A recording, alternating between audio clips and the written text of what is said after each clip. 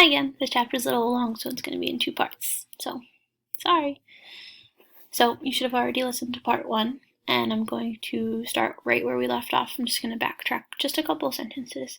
It seems like Leslie and Jess are starting to grow closer as friends and get to know each other, and it looks like they're going to start something special very, very soon. I'm going to start right here where it says we need a place.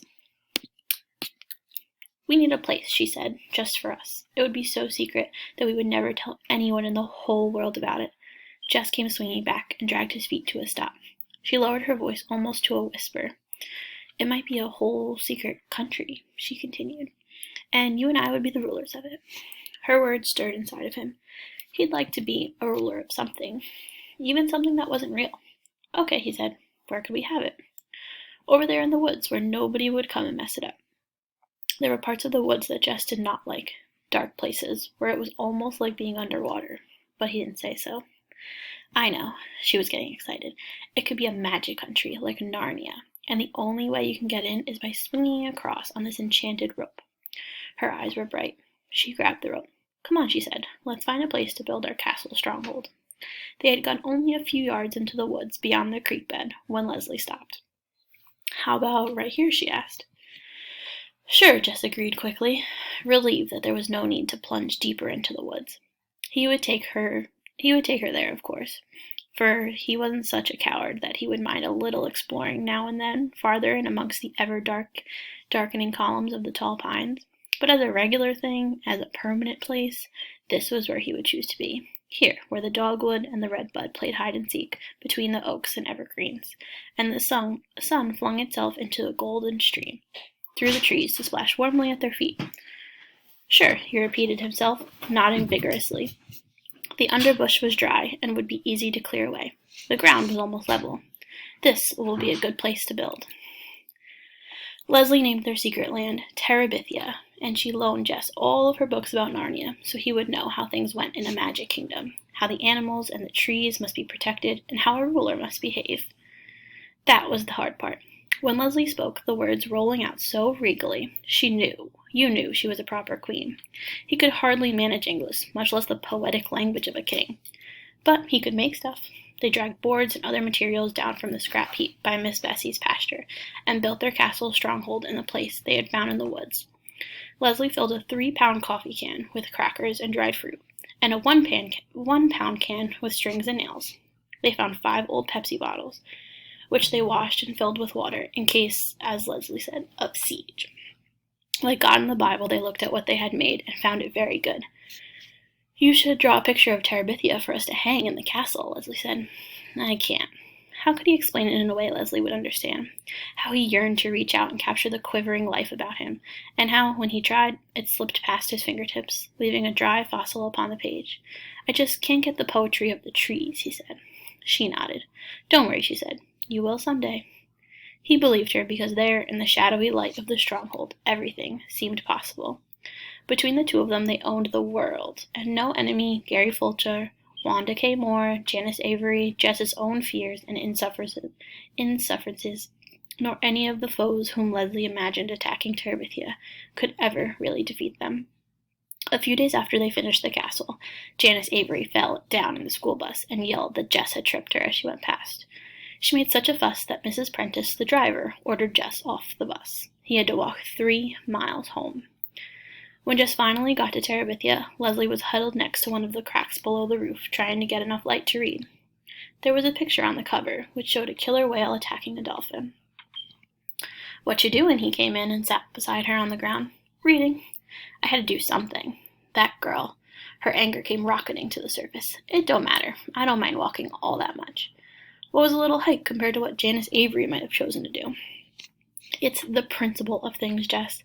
That's what you've got to understand. You have to stop people like that. Otherwise, they turn into tyrants and dictators.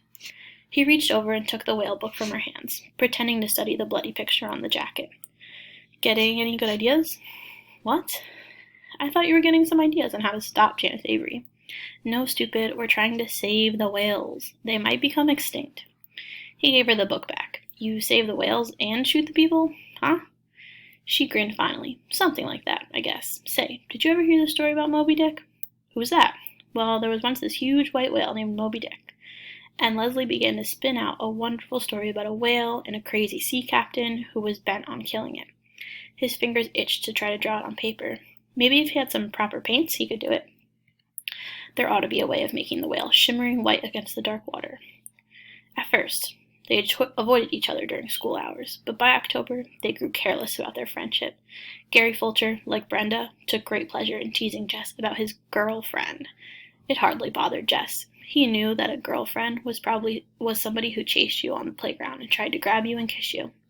He could no more imagine Leslie chasing a boy than he could imagine Mrs. Double-Chin Myers shining up a flagpole.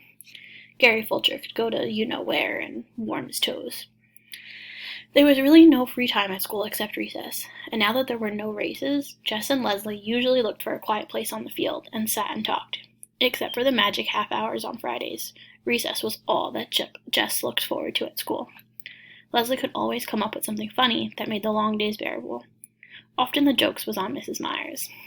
Leslie was one of those people who sat quietly at her desk, never whispering or daydreaming or chewing gum, doing beautiful schoolwork, and yet her brain was so full of mischief that if the teacher could have once seen through that mask of perfection, she would have thrown her out in horror. Jess could hardly keep a straight face in class, just trying to imagine what might be going on behind that angelic look of Leslie's. One whole morning, as Leslie had related it at recess, she had spent imagining Mrs. Myers on one of those fat farms down in Arizona.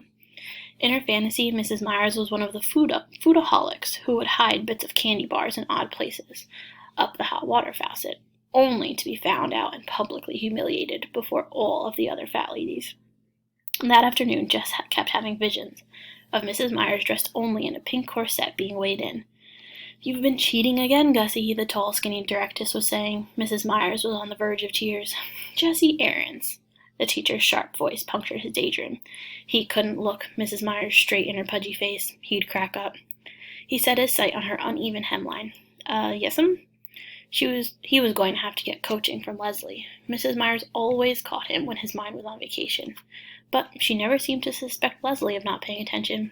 He sneaked a glance up that way. Leslie was totally absorbed in her geography book, or so it would appear to anyone who didn't know.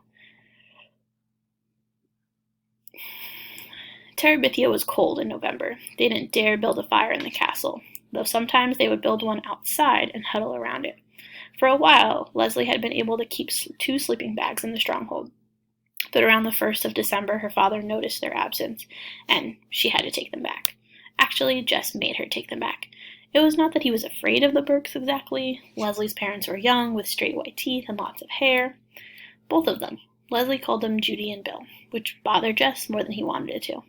It was none of his business what Leslie called her parents, but he just couldn't get used to it. Both of the Burkes were writers. Mrs. Burke wrote novels, and according to Leslie, was more famous than Mr. Burke, who wrote about politics. It was really something to see the shelf that had their books on it. Mrs. Burke with Judith Hancock on the cover, which threw you at first, but then, if you looked on the back, there was her picture, looking very young and serious.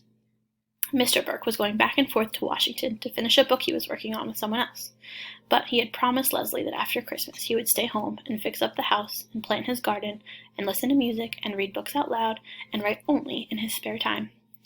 They didn't look like Jess's idea of rich, but even he could tell that the jeans they wore had not come off the counter at Newberry's.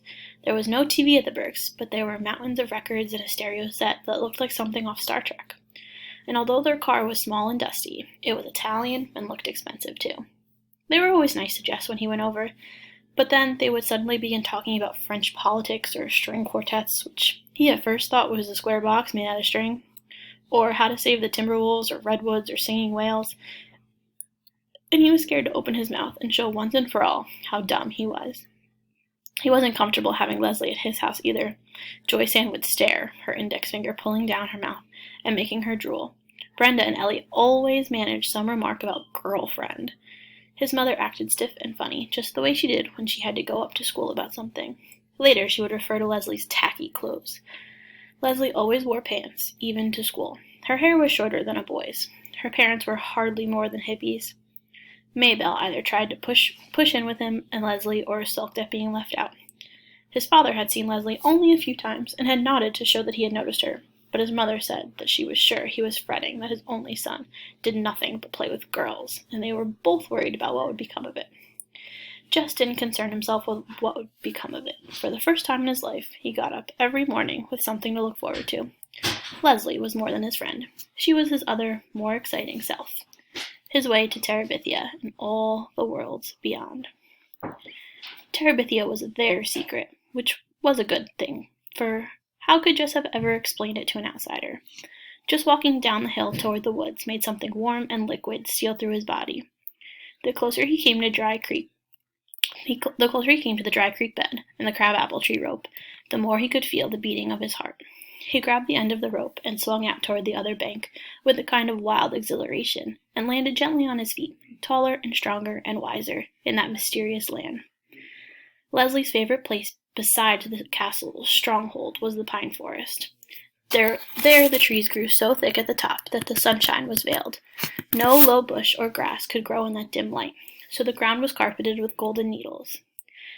I used to think the place was haunted, Jess had confessed to Leslie the first afternoon he had revved up his courage to bring her there.